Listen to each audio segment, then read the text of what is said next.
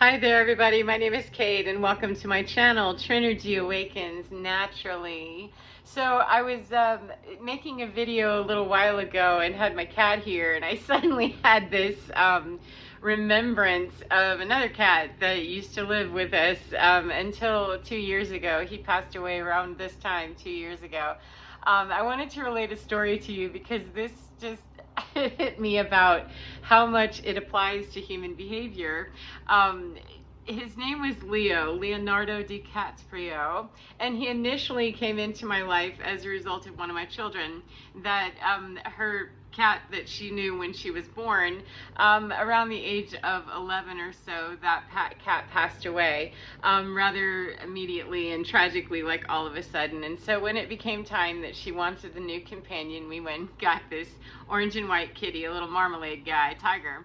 And she named him Leonardo DiCaprio, and his name became Leo, or TiTi, old guy, because he was always just kind of old and grumbly right from the beginning. But he was only about a year old when we got him, maybe two, if that.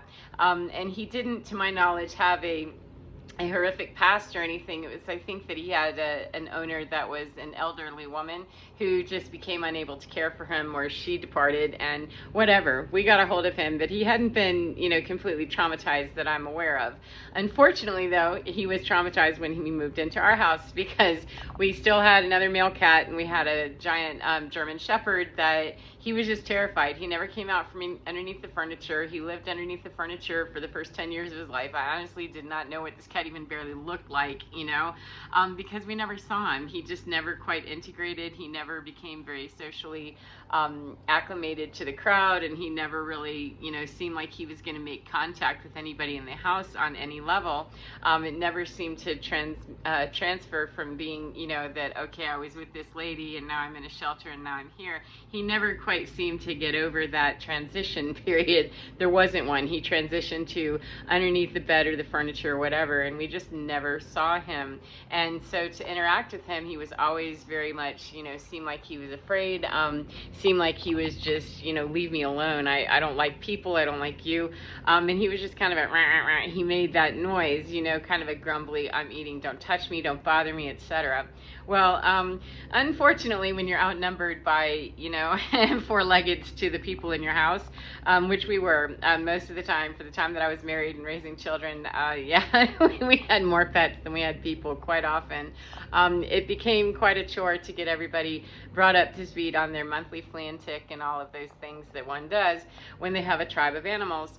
And at one point, we had had him at least 10 years by that point, at least. No, I'm sorry, maybe 5. We'd had him maybe 5 or 6 years at that point. So he was not anywhere near his transition time at all, but he was still very much in his, I don't mess with you people stuff. And we had just moved. So he had already been, really brought out of his element by needing to be medicated to get into a car for a long drive across, 3,000 miles. My ex-husband's job took him to the other side of the USA, so we all packed up and went that way. But he needed medication, and when we opened the door, Death Valley, somewhere along the way, he fell out and fell onto the concrete like a brick. I mean, it was all kinds of stupid stuff like that now I can look back and find the humor in it. But at the time, it just seemed like, oh my God, this cat is never going to get to where he trusts anybody, because he's not dead. He knows that he's in some state of awareness that I just fell out of a car, and I'm being dragged across the country and all this other stuff. But anyway, fast forward to just goofy, stupid stuff like that happening with some routine, and we've got, probably by this time that this happened, we probably got at least 1 or 2 more cats. I don't really know. We had a lot of animals a lot of the time.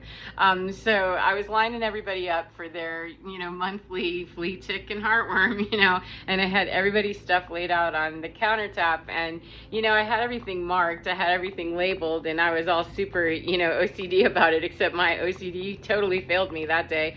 And thank God I caught it, because if I hadn't, he would have died that day for sure.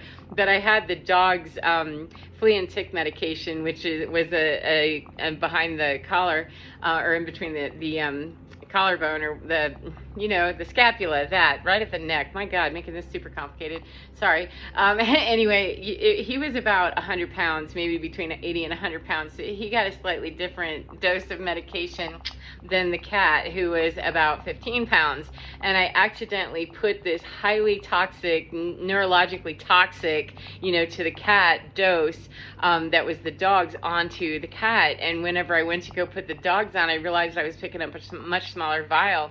And it had only been about maybe 2 minutes. Now, I had already traumatized this cat to grab him long enough to drag him out and put this flea and tick stuff on him and let him go. And of course he ran, because he didn't like that. He didn't like that. You know, you get me once a month, lady, and after that, you know, you're gonna have to work hard for the next month. But then I started to get the stuff for the dog, and I realized, oh my God, you know, what have I done? And I called the vet immediately, and she said, grab that cat, put him in the tub, the shower, anything, and get some dish soap on him immediately. And as soon as you get done scrubbing him off, get him over here as quickly as you can, because that is likely going to kill him if you don't get that washed off before it absorbs in. And so I started screaming. Everybody in the house mobilizes, you know, grab Leo. And I don't know who found him, where, what, whatever. But of course he went into, you know, oh shit mode, because that was what he lived in most of the time. And he knew, uh-oh, they're doubling down on me. They're after me. And so we grab him. And, you know, I actually grabbed him first, I think, and put him into the tub. And one of my children was standing behind me. I've got my head. She's working the spigot to get the cold and hot water going, and I've got his head, because it's on his neck, you know, in between his shoulder blades. That was what I was trying hard to remember. It was in between his shoulder blades, this big, you know, giant dog dose, you know, German Shepherd dose. And so, and I'm, you know, just squealing of, oh my God, oh my God, oh my God. And my children are, you know, of course, traumatized of, what the hell? We just went from 0 to 60 in about, you know, 2 seconds. What the hell's going on? And she's helping. I'm pushing his head down, you know, and pouring this stuff on him. His head is not completely submerged in the water, you know, but he was in the flow, right? There's not much of a way you're going to do that with grace. I mean, we didn't. I don't know how we could have. It was just, this has to get there without drowning him. He's going to have to, you know, just howl and mew and scream and carry on. And he was making the worst, I mean, the worst noises I have ever heard come out of an animal. I will never forget that sound matter of fact, I was reminded of that just a few minutes before I started the video. I went, oh, I could have done without remembering that. I had forgotten that I didn't remember that. Thanks for the reminder there, TiTi, old guy. But, now, mind you, he's hiding under furniture most of the time, and he goes from that to, we're now shoving your head underwater. And he turned around and he bit me in my booger finger, my left hand, my booger finger. He bit me, and he got pretty much the whole way through with my knuckle. And I said, oh shit, you know, that's not good, but he's really needs to keep washing him. So my children kept working on it, and I went and got the antibacterial soap and, you know, did a prayer and washed it off and said, okay, we just scoop him up. We don't have time, you know, we don't have time. We've got as much as we can, and, you know, I'll deal with my finger as soon as we're done there. We'll drop him off. We'll do what we can. And that's what we did. We took him over, dropped him off, and they said, well, we'll work on him, and you go to urgent care, which I did. Because a cat bite, you know, if you don't know it, yeah, please know this, that don't let a cat bite, a punctured cat bite get you, that you don't get some antibiotics, and get the appropriate ones, because here's where the story gets real dumb. I mean, like, super dumb, is that I went to this urgent care, and they gave me some antibiotics, but they didn't give me one that was appropriate for what it needed to cover. And by the next day, within 36 hours, I had a red streak going all the way up my arm, and was in some septic issues with this very neurotoxic yuck. You know, I guess he was paying back the favor. I don't know. But in the hospital, I remember someone asking me along the way, well, you know, you're gonna have that cat put down? Like, no, I'm not going to have the cat put down. Why would I do that? You know, but that was a common question, and that came up a lot, you know, in anybody that asked, because it took a while. I had to have surgery and, you know, all kinds of stuff, and I was in the hospital for a few days with that, you know, and my booger finger did not work right or look right, and it still looks a little funky now, but it's been a minute, you know, so it's had time to look a little better. But, you know, anytime that I've ever related that story, one of the first questions that comes out and tells me a lot about the person asking is, you know, well, did you have to put the cat down, or did you choose to put the cat down? Or I'm sure you put the cat down. You know, it was always about Leo's going to die for that, right? You know, and he did. And I said no. I said why would I do that? Because that was not his fault. There's nothing about that was his fault. And even if it was, you know, an unprovoked, that's not my first go-to. You know, to just, you know, let's go and terminate the life of this thing because it's done something horrible. It would depend on the circumstances. I'd need to know a whole lot more about that story before I just assume that, yeah, go ahead and terminate the cat. And even at the vet's office, I was terrified. I'm like, please, I don't want to, you know, lose my cat over this. And they said, it's really okay.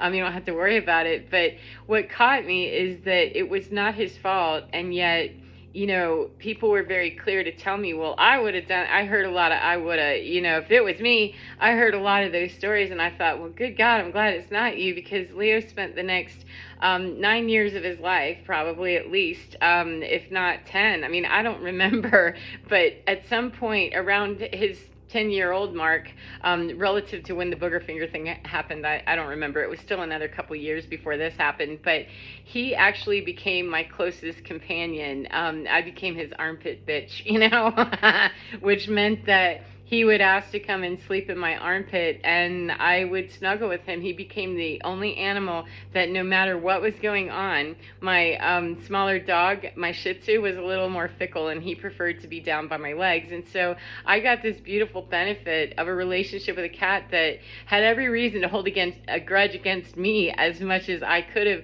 held a grudge against him. And he became my armpit companion. You know, I had my dog companion, and he passed away, but Leo was still, you know, there playing right up until I got done with the divorce. I moved 2,000 miles in my life transition and went through all these ups and downs, and I can't imagine how much I would have missed. I mean, all of that I would have missed. I can't imagine how I would have gotten through all of that without having his companionship. And if I had made it on the premise, if I had made the termination of our relationship and or his life based on the fact that he bit me in a situation that he was terrified, he had no way of knowing that he was not going to be killed, and he was probably experiencing the toxicity of this terribly, you know, horrible dose of medication that was not his fault. He wasn't asking to get that stuff to begin with, and then on top of it, he wasn't asking to get, you know, 3, 4, 5, whatever times dose that he needed to be, you know, kept healthy, etc. He was made quite toxic almost immediately. So how could I reasonably hold that against him? And seeing that and knowing that if I'd just gotten rid of him, if I'd asked them to just get rid of him and euthanize him or give him away or whatever, or if I'd shunned him in the home and just let him live there some more, you know, without paying attention or without ever assuming anything more about him, I assumed that he would never come out from underneath the furniture again. I did assume that, well, if he ever did have a hope of coming out, he won't come out. And yet, probably 10 years before he died, at whatever age, I guess he would have been about 9 or 10, because he was about 19 when he died. So he started coming out, and for the last 10 years or so of his life, he and I were incredibly close. He'd meowed, he talked, you know, we would have these, not just snuggle and go to sleep. We would snuggle and he would, you know, Mr. Tuna breath. It was just the most awful breath in the world. TiTi old guy, you know, and crotchety. However, I knew I could rely on him, that he would tell me what was going on if something was wrong with him, because he started to have failing health and he was going blind towards the end, and he meowed, you know, endlessly like I didn't know what was going on, but he would come and he would talk to me like, rah, rah, there's something wrong here. And so I took him to the vet, and then I could know more. So he was very communicative in the way that he knew how. And as soon as he felt the safety, you know, the wearing off of "you almost killed me" after you dropped me out of a car and, you know, did all kinds of stuff. It wasn't intentional, but yeah, a little bit rough there for a minute. That after all that time, you know, I can trust you, and I'm going to create this amazing relationship with you that we're both going to benefit. Because when he came around and he became my armpit buddy, you know, we would just lie there bonding and enjoying so much. That was some of the most quality quiet time I would ever have, is just sitting there and listening to him purring. And for a woman that was having trouble being able to calm down at all, and then going through a divorce, and all these stressful things were happening. I was quite ill at one time. I mean, all of these things, that cat remained the stable, solid rock the entire time. So I can't even imagine if he'd just been terminated from my life for whatever reason, I would have never had that. And I'm sure I would have found another way to grope through, all of those horrible experiences by myself or with the other animals who just weren't quite as interested in offering that kind of support. They offered other support in the ways that they did. And he was just stable about the emotional, that he seemed to really connect at times when, man, I'm feeling really, like I'm not sure I can do this. I think I'm probably gonna, need to just give up. I can't do this anymore. And invariably, that's whenever he would have a need. He'd be hungry, or he would, come up and say, hey, armpit time, let's go. It was amazing. So I'm grateful that even though, I could have held a grudge, I guess, or that he could have, neither one of us opted to remember the worst day of our relationship, because that was just not what was going to really be what sustained our relationship. The best days of our relationship are the ones to come after that. And that's not to say that when we've been bitten as a human being by another human being, that we will have our best days come after that. But it certainly can when we don't have grudges and we don't have that, hateful thing going. Because I knew that once we got some time between us, that he understood, I'm still the same person that's offering you, genuine care. I'm sorry that, I overdosed you. That was a genuine mistake. He seemed to really understand and get that that wasn't me trying to harm you, trying to, dunk your head in water. It was just a necessity, dude. I'm so sorry. And I talked to him like that. And eventually, within a few years, I think, I honestly don't remember the timeline, but 10 years worth of this cat's life, probably at least half of it, was finally able to release and let go of whatever his terror had been, because the same number of animals still lived in the house. For whatever reason, on his time when he was able to, he let me know, I'm ready to take our relationship to a brand new level. And so it gave me another chance to take a look at retrospectively, thanks Mercury retrograde, to take a look retrospectively at a relationship that with a cat, yes. However, it can transfer to humans when we're dealing with humans, though. They don't often want to let go of the whole, butthurt and holding a grudge and unforgiveness and anger and all of those things. And that's where it runs into a problem, is that I wasn't willing to hold a grudge against him, and apparently he wasn't willing to hold a grudge against me either. And I found out so much about that cat that I never would have known, what he liked to do, how he liked to play, that I had never seen and would have never seen until he felt comfortable enough to come and allow me to be his armpit bitch. I mean, that was a pretty amazing experience for a very stoic cat that had been kind of a grumbly old guy TiTi from the very beginning. I found where his vulnerabilities were, and when he wasn't feeling well, and when he went blind and was going blind, and when I ultimately had to, say goodbye to him and be able to walk him through that he got me through some of the most vulnerable times of my life when I was feeling the weakest and didn't know if I was going to actually, be able to get back up again. He was right there, just around, tuna breath, you smell this? Yeah, you're just as strong as this is, keep going. That I could in fact be strong enough by the time the time came to say goodbye to him, that I could be that for him.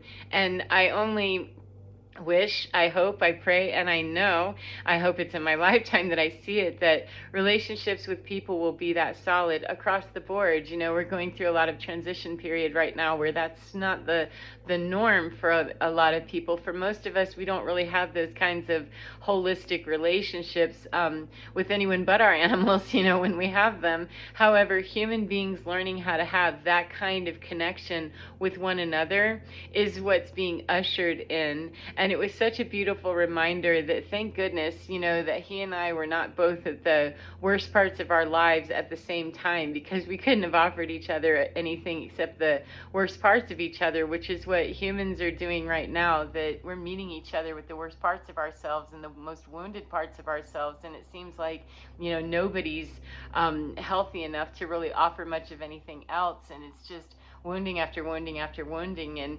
it's a heartbreaking cycle that it is coming to an end. And I know that these harsh transits that we're in can really bring up a lot of wounding. But I hope that there's a way that you can glean something from that story, that, connecting with something, an animal. If you have a person that you can connect with like that, yay, you, congratulations, that's highly unusual.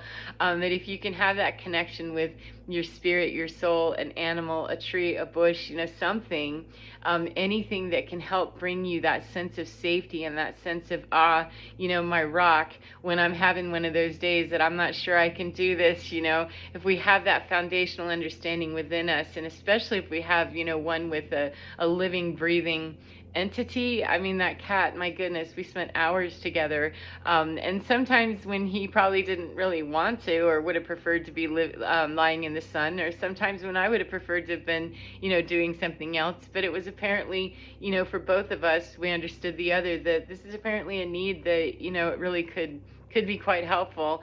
So why don't I just go ahead and do that? It was very sweet and very kind. So anyway, I hope that you enjoy your day, no matter what part of the day you're in. And remember, get within your skin, because you're divine. It really is so fine. And, the more that we can become the one who offers that kind of compassion and kind of loving, altruistic relationship, the more we receive that. It's a matter of creating the boundaries, of knowing when that's really not an equal exchange, and also knowing that, people that are wounded and hurt, they do lash out and they hold grudges.